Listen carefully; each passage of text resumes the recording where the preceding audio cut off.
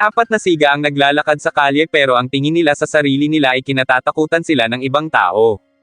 Napag-usapan ng mga ito ang tungkol sa mabangis at malaosong estudyante ng Shuwei High pero sinabi ng leader na kwentong bayan lang yun. Nang biglang dumating na sa likod nila ang tinutukoy nila, si Teiko. Nagulat ang apat at napatakbo dahil totoo pala ang chismis. Nilapitan ni Teiko si Yamato at nagulat muli ang apat dahil may girlfriend ito. Taglamig na sa Tokyo at nalalapit na ang Kapaskuhan. Niyaya siya ni Yamato na magdiwang ng Pasko kasama ang mga kaibigan nila at agad namang pumayag si Teiko. Ibinalita niya yun sa mga kaibigan niya at na-excite ang mga ito. Dumating si Sunakawa at alam na nitong pasasamahin siya ni Teiko. Maya-maya pa ay lumapit si Kurihara at humingi ng pabor na kung maaaring tanungin niya si Nanako kung pwede silang lumabas. Pumayag si Teiko at masaya itong makita na masaya ang kaibigan niya. Sinabi ni Yamato na pumayag na ang mga kaibigan ni Teiko na mag-celebrate sila ng magkakasama sa Pasko kaya naisip ng mga ito na magkaroon sila ng exchange gift. Lihim na tinanong ni Nanako si Yamato kung kasama ba si Kurihara pero nahiya siya nang itatanong sana yun ni Yamato at ikinwento niya na hiningi ni Kurihara ang contact number niya at niyaya siya nitong manood sa sinehan at doon ay hinawakan ni Kurihara ang kamay niya. Inisip ni Yamato na may gusto si Kurihara kay Nanako pero itinanggi yun ni Nanako dahil ayon dito ay wala namang sinabi si Kurihara. Natuwa si Yamato nang malamang papayag si Nanako kung yayayain itong lumabas ni Kurihara kaya sinabi nito na susuportahan niya ang dalawa. Kinabukasan ay nagkita sina Teiko at Yamato para magpabok sa isang karaoke center sa ika-24 ng Disyembre.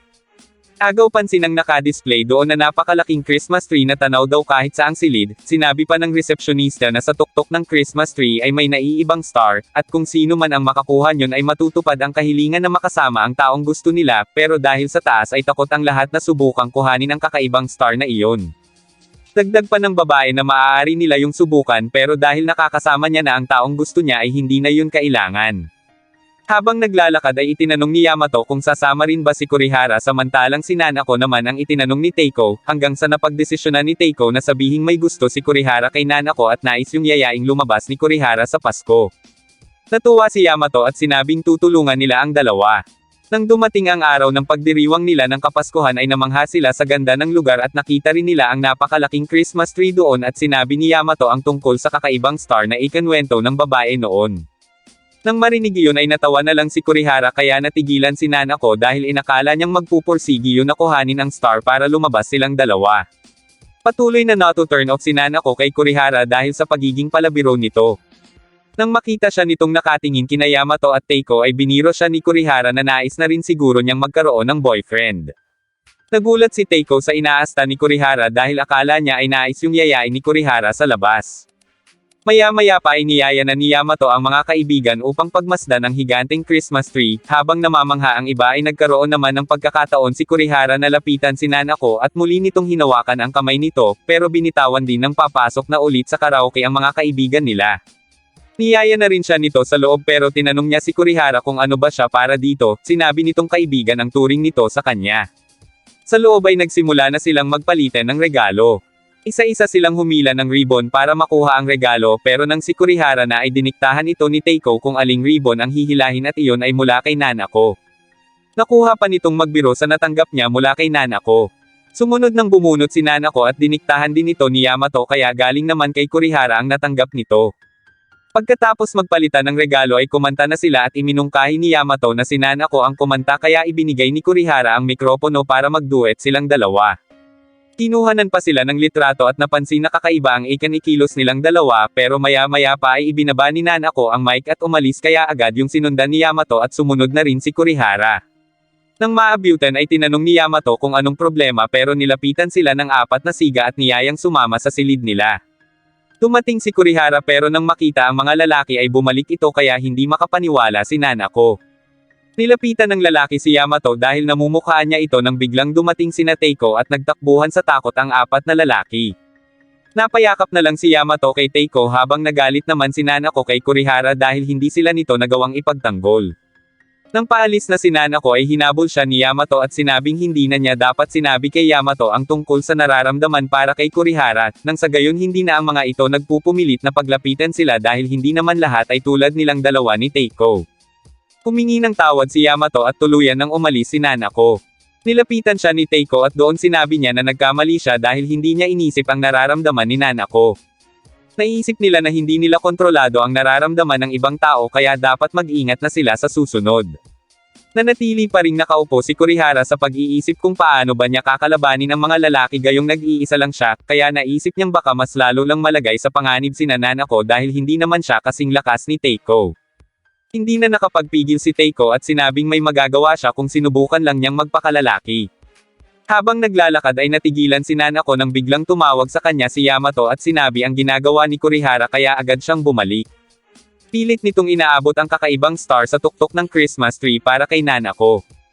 Kahit pinipigilan na si Kurihara ng mga kaibigan niya ay nagpatuloy pa rin ito, nang sa gayong paraan ay magpakalalaki naman siya para sa taong gusto niya. Maya-maya pa ay naabot ni Kurihara ang kakaibang star, at dahil sa sobrang tuwa ay nakabitaw siya kaya nahulog siya at sinalo naman siya ni Teiko. Nilapitan niya si Nanako at inamin ang nararamdaman niya para dito kaya tinanggap siya ng dalaga. Natuwa ang mga tao para sa kanilang dalawa lalo na si Yamato. Sa eskwelahan ay ikinwento ni Kurihara kung paano sila nag-date ni Nanako nang bigla yung tumawag sa kanya. Nakita naman ni Yamato kung paano kumilos si Nanako ngayong may boyfriend na siya, inamin din ni Nanako sa kanila na nag-kiss na sila ni Kurihara bagay na parang ikinainggit ni Yamato. Samantala, laking gulat din ni Teiko nang malaman na nag-kiss na sina Kurihara at sinabing masyado namang mabilis dahil bago pa lang sila kaya tinanong siya ni Kurihara kung kailan ba ang tamang panahon para doon pero sinabi ni Teiko na sa taglagas ng kanilang senior year. Maya-maya pa ay nagpaalam na si Kurihara dahil may date pa sila ni Nanako. Nang makaalis si Kurihara ay napatanong si Sunakawa kung bakit taglagas ang napili ni Teiko na tamang panahon pero sinabi nito na masyadong mabilis kung tagsibol at matagal naman kapag taglamig. Para kay Teiko ay malaking bagay ang halik lalo na para sa mga babae kaya gusto niyang kapag dumating na ang tamang oras ay magkaroon siya ng magandang karanasan. 3 araw na lang at kaarawan na ni Teiko pero inaasahan ni Yamato na ang pamilya nito ang makakasama ni Teiko dahil kasabay yun ng bagong taon. Pero sinabi naman nito na ayos lang kung magkita sila kaya natuwa si Yamato. Habang nagsasalita si Yamato ay nakatingin si Teiko sa labi nito pero napahiya siya nang mapansin siya ni Yamato. Nang makauwi si Sunakawa sa kanila ay binati siya ng ate niyang si Ai dahil umuwi pala ito uli. Nang biglang may mag-doorbell at si Yamato pala iyon kaya agad yung binati ni Ai. Dahil kaarawan na ni Teiko kinabukasan ay humingi ng payo si Yamato kung anong cake ang gusto ni Teiko. Iminungkahi ni Sunakawa na yung unang cake na lang na ibinigay niya noon kay Teiko at sumang-ayon naman siya na cheesecake na lang ang gagawin niya. Sunod na itinanong ni Yamato kung okay lang ba kaya kay Teiko kung bigyan niya iyon ng halik. Pinayuhan siya ni Ai na baka bigyan siya ni Teiko ng ibang kahulugan pero sinabi niya na malinaw naman para kay Teiko ang ganong bagay kaya nagulat na lang ang magkapatid. Kaya sinabi ni Sunakawa ang sinabi sa kanya ni Teiko na plano nitong ibigay ang una niyang halik sa panahon ng taglagas sa kanyang senior year na ikinagulat ni Yamato. Kahit matagal pa ang ipaghihintay ay tinanggap na lang yun ng dalaga. Dagdag naman ni Sunakawa na kung gusto niya naman iyong gawin na ay maaari naman dahil tiyak nitong magiging masaya si Teiko. Hindi alam ni Yamato kung anong gagawin kaya tinanong niya si Sunakawa kung naranasan na ba nitong mahalikan, doon naalala ni Sunakawa na hinalikan siya noon ni Teiko. Nagtaka si Ai kung bakit hindi siya sumasagot gayong sigurado ang ate niya na wala pa siyang karanasan kaya humingi na lang ng paumanhin si Yamato dahil sa naitanong niya. Nagpasalamat na si Yamato at umalis na. Naiyak na lang si Ai habang nag-i-imagine. Dumating na ang oras ng pagpapalit ng taon at kaarawan na ni Teiko. Natulog na siya dahil may lakad pa sila ni Yamato nang bigla siya nitong tawagan para batiin kaya naging masaya si Teiko. Kinaumagahan ay nagpaalam na si Teiko sa kanyang magulang at nagkita na sila ni Yamato. Huli siya nitong binati at habang naglalakad ay sinabi ni Yamato na nais niyang magkaroon ng hindi malilimutang sandali ang kaarawan ni Teiko. Nagtungo sila sa dambana upang humiling tungkol sa kalusugan ng pamilya nila at ang pagsasama nila habang buhay. Pagkatapos ay itinanong ni Yamato kung maaari siyang pumunta kina Teiko dahil may ginawa siyang cake para dito.